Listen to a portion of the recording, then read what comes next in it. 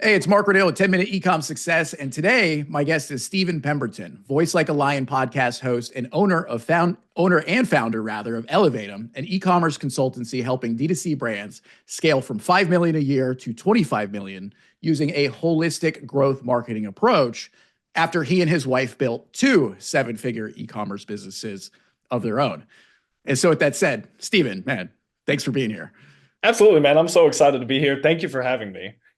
Yeah, it was a lot of fun talking to you before we jumped right in. And so that being said, let's jump in. What's one of the best things that you do to grow ecom brands? That's an amazing question. So the one thing that we do that is different from a lot of people in the consulting space, which honestly I didn't even know, no one else did this really, was we look at the entire brand. So from A to Z. I think that I didn't realize, you probably knew this, but I didn't know this, but there's people who they just consult in marketing or they just consult on helping people find better suppliers. And for us, I mean, especially after building two stores, what we found is you have to look at the whole thing. That's the only way you can identify the biggest levers to pull on to actually get profit out of it. So, I mean, this goes from, and what's fascinating is usually the clients we work with, they come in and they say, hey, we have a traffic problem. We want to get more traffic. How do we get more traffic? And then we actually take a look at their website and they're getting, 10,000 plus visitors a month. It's like you don't have a traffic problem, you have a conversion problem. So how do we fix that thing? If we can fix that thing, amazing. Or it's like, hey, you actually don't have any of these problems. Your biggest problem is that your margins are too thin. Like you've got a 5% profit margin, you are one mistake away from being out of business. So we have to look at the whole thing to be able to implement the right strategies for them to actually find the success that they're looking for. Yeah, that makes total sense, especially as, with you and your wife's background that you've actually, built and scaled two seven-figure e-commerce brands. So Yeah. you know the inside and the outside of these businesses really well. If you did it once, right? Great, but you Yep. did it twice. And so you can actually go into an e-commerce business, unlike me, who's an outsider to e-com. I'm more of what you said, the marketing, maybe a marketing lever than anything else. But so what's some examples, either maybe and or right from within your businesses where you guys found the right lever? And then how did you apply that to maybe some of your clients?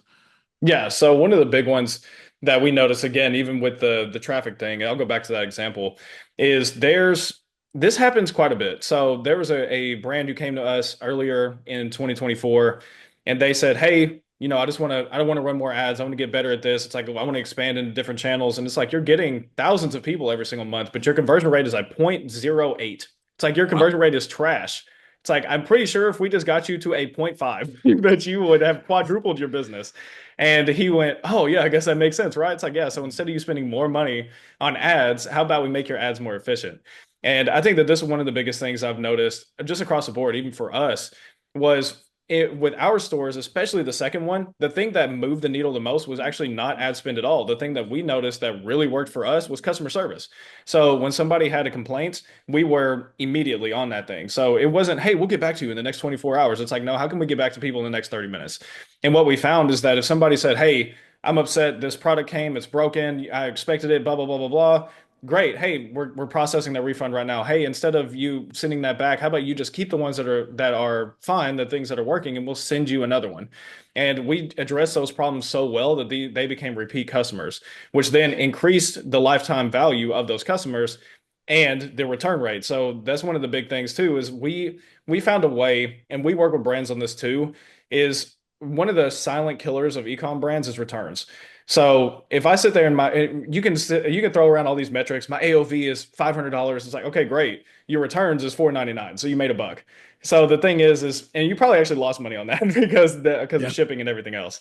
So for us is looking at the return rate and saying, okay, instead of you returning this, how can we keep it in the same ecosystem? Like, okay, hey, we're going to give you a percentage off on your next order. So when you order again, you're going to get a certain percentage. You're in this loyalty program, whatever it is. Or it's like, hey, instead of it saying, hey, I ordered this and they're out of stock. Hey, I placed this order. You seem to be out of stock on this. Can I just process a refund? It's like, hey, we actually have something very similar to it. Would you be open to buying this one? And if they say yes, then it keeps that revenue in the business instead of hemorrhaging revenue right back to them. So that makes sense. What immediately jumps to mind is I talked to a potential client yesterday who's doing everything himself, right? And I Yep. noticed that a lot of people are having this mentality like, if you're going to do it right, you got to do it yourself. And so Yep. when you work with clients, do you run into needing to loosen the grip on some of these different areas? Or do you just say, look, if you're not willing to loosen the grip, then it's not a good fit? Like, how do you approach that? 100%. So the 100%, I think that I don't think I know this one actually is a lot of times the bottleneck, and the reason why it's called a bottleneck is because it's at the top, is usually always the founder, and 100% of the time. So if the business isn't growing as fast as they want it to, it's them. And the thing is how do you gently love and coach somebody into looking in the mirror? And that's one of the things that we do pretty good. Still working on that one too, though, because people are people, and you know how this is. Right. But once they are able to look in the mirror and say, "Oh, it's me that I've been running my ads, and my ads are getting a point 0.5 return on investment, so obviously I'm not good at this." Instead of them just thinking, "I'm just going to keep dumping more money into this, and that's what's going to get me out of the hole." When they can look in the mirror and say that they need help, I mean, we hear this when it comes to being an alcoholic and going to AA, is you have to admit you have a problem first, right? So that's, Yeah. yes, absolutely. You got to admit you have a problem first, and then we can work together. I feel like you're getting a little too personal on this right now. I did have to admit that I had a problem. My name is Mark, and I'm an alcoholic. But yeah, so it's totally true. And I was looking at, I did what maybe some of us do when we're trying to research ecom stuff, and I went on Reddit of all places, and it seems to be a good place where people like to talk Yeah. about the truth because it's anonymous. But so one of the guys was like, hey, how come people hire email marketing agencies for ecom? Why don't they just do it themselves? And the answers were great. They're like, yeah, because we don't have the time. We're not the expert at it. You know, in order to Yeah. become the expert, to get the deliverability in the inbox and do all the tips and tricks, we don't have time to run and grow the business at a higher level. So that doesn't make sense, right? So it makes more sense to pay whatever to the agency, $3,000 a month, because it's worth a high return on investment over time, right?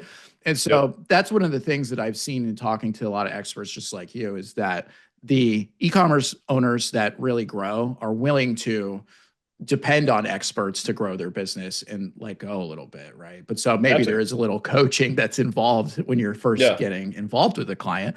So how do you Yeah. guys know where to focus when you bring on a new client? You have like a step-by-step checklist where you scour the different areas? Do you have a team Yep. that goes in and digs into the data? Like how does that look?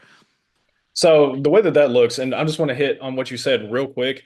There's someone told me this: when you go from if what got you to 1 million will not get you to 10, and what got you to 10 will not get you to 50, will not get you to 100. In the beginning, it's all about you doing stuff. But once you get past 1 million, really 1 to 3 million, then all of a sudden it's more about what you think. So it's like your ideas, you have to begin to ideate and you have to pass that down. You have to work through your team. You can't build it all on your own. Switching to your other question, so the way that we go in is we immediately get access to everything. We have to. And we look through everything. So this is me and my co-founder. This is me and my business partner. His name is Josh. We go through and we look at everything. So, I mean, all the Shopify data, we look at your Google Analytics, we're looking at the profitability, we're looking at COGS, everything, looking at all of your marketing channels because you can tell us now if they have a triple well, it makes that much faster. But if we want to make sure that what you're telling us is the truth. I think that people have an idea of what their problem is. Unless they're Mm, hyper aware, though, they're not going to know exactly what it is. yeah, So exactly. we start exactly where they say, "Hey, this is where I'm hurting." Okay, great. Let me see. You say that your ankle is hurting. Let me see if your ankle is actually hurting. Okay, let me put it through some tests. Oh, it's not actually your ankle, it's your back. Like your back is actually the thing that's making your ankle hurt because of how you're walking. Great. So now we figured out that this is the problem. Now we're going to administer here. So yeah, it's just literally looking through as much things as they will humanly let us look at. So that way we can make the most informed decision. Yeah, so it's like, stripping away all the layers of clothing and standing in a room with mirrors from top to bottom, and you get to see every Yep. inch and nook and cranny of where maybe you need to improve. And that can be painful, probably Yeah. sometimes. Well, it's Yeah. like I just consider it because we discussed this before we hopped on here, but just even in sales, right? I call it the doctor frame. Is if you come in with a hurt ankle, I'm not going to say, okay, great, here's some medication. This is exactly what you need to take. It's like, because that might not actually be your problem. And if I'm administering a solution to a problem that's not actually the problem, you're not getting the help you want to. Now all of a sudden you're looking at me and saying that I'm a phony, I'm a fraud, when it's like I could have just asked some better questions, and I could have actually cared more about the customer and their experience over me and my pocketbook. 100%. It's the same thing if you go to a mechanic to take your car and you want to get it fixed. If they don't look under the Yep. hood before they diagnose the problem, that's not ethical, right? If you want to help them, you Yep. got to know what the problem is. So I appreciate that answer. And that's about all the time we have for this one, which is you really brought the value, and I appreciate that. So that being Absolutely. said, how does someone who wants to get in contact with you, maybe listen to your podcast or maybe dive deep into the numbers, pull back the curtain? How can someone best find out more about you and what you do? LinkedIn, Stephen K. Pemberton. That one is easy money. Look for the guy who kind of looks like Jason Momoa. That's probably me. If not, please send me a screenshot once you do find me. But LinkedIn is a great place. Elevatum.digital is our website if you want to go there. And you can book a call directly on there if you wanted to. That would be with me. It's not with a sales guy. It's not with a setter. It's literally with me. So those are the two best places. Awesome. Thanks for joining us, Stephen. I really appreciate it. Thank you for having me. That was killer, dude.